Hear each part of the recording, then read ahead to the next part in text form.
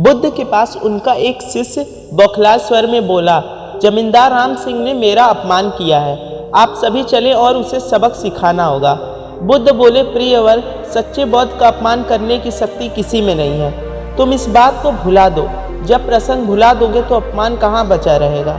शिष्य ने कहा, उसने आपके प्रति भी अपशब्दों का प्रयोग किया था।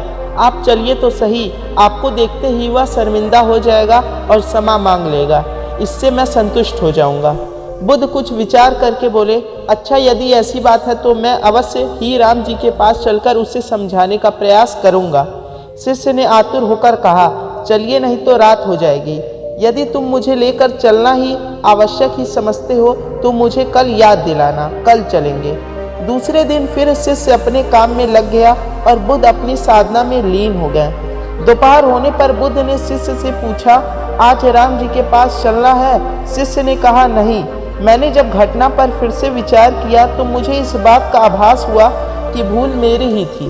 अब राम जी के पास चलने की कोई आवश्यकता नहीं है।